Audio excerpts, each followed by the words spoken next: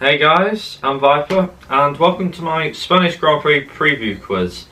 You guys probably know the drill by now, and yeah, I'm going to jump into questions. Actually, just quickly, just to rerun over the rules, only briefly for those who may be new, because I have said for the last few videos, you know the rules and so on. Basically, I ask you guys 5 questions, you put them in the answers in this video. And at the end of the week, you compare what answers I gave, the answers that I give, which are true. Sometimes I mix up my facts, but if I do, I usually say oops in editing or afterwards, or some of you guys correct me, which is nice.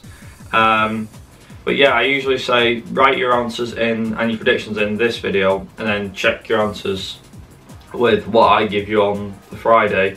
And then obviously you tell me how many out of 5 you got, and then if there's any extra pointers you want to mention from the predictions, if you don't leave them in this video, you leave in that one.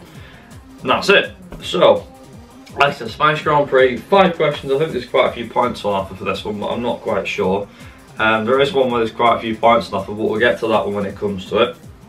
So yeah, I'll crack on with the questions. I'll just start with question 1, which was, before being held at the Catalunya circuit, where the Grand Prix is currently held now, where was the last 2 locations that the Spanish Grand Prix was held? Question 2. In 1986, Nigel Mansell and Ayrton Senna had a very close finish, but what was the gap at the flag come the end of the race?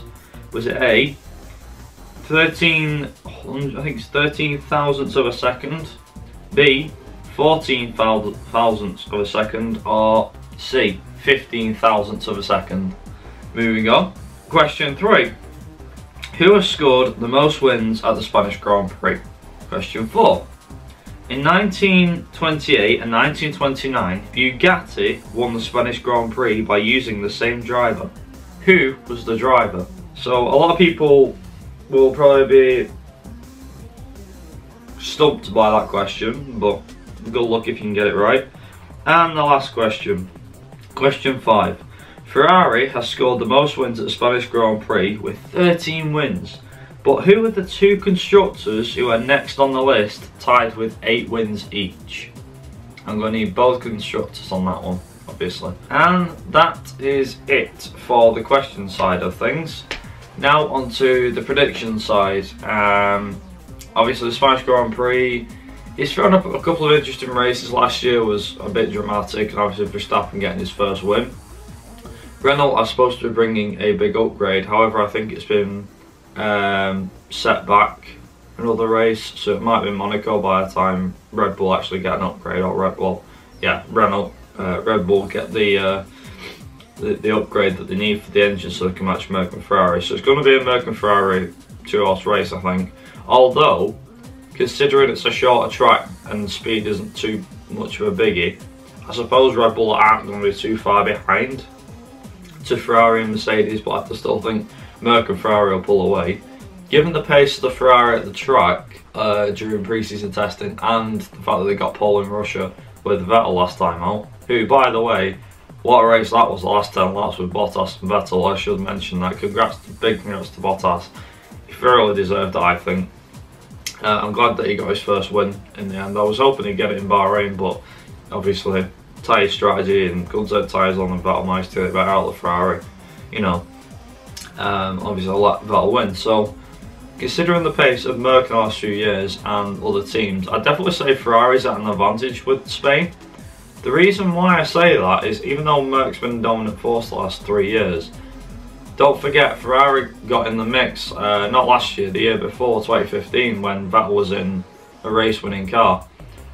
So I don't think it'll be a case of Mercedes will get pole and run away with it. I'm guessing it's going to be like a Merc and Ferrari scrap at the start. So I think, like, in terms of qualifying, we'll see Ferrari, Merc, Ferrari, Merc. I think it's going to be Vettel who takes pole though, from Hamilton, then Raikkonen, then Bottas.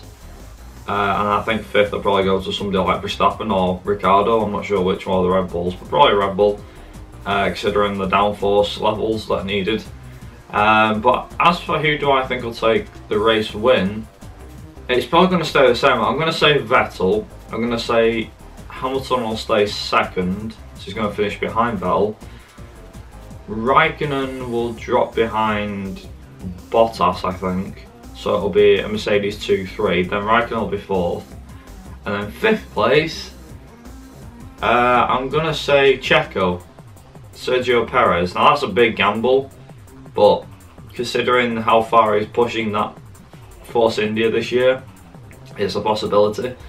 But yeah, anyway, on that note, I'm going to leave this video here, and like I said, make sure you leave your answers for the 5 questions as well as your predictions for this weekend's race. If you want, feel free to mention anything.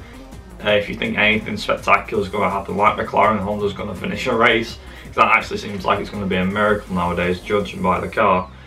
But yeah, let me know if there's anything else that you think might stand out, like somebody getting the first points, for example, or somebody doing quite well, or even a different race winner altogether. It'd be very interesting to see what you guys think. But yeah, until next time, I'll leave this video here. I'll probably see you in the preview quiz come the end of the week. Whether that'll be my next video, I'm not sure, but you know, you never know. But yeah, until next time, I've been Vipe Racing. You guys have been awesome watching. Until next time, I'll see you guys in my next video. Ta-ra!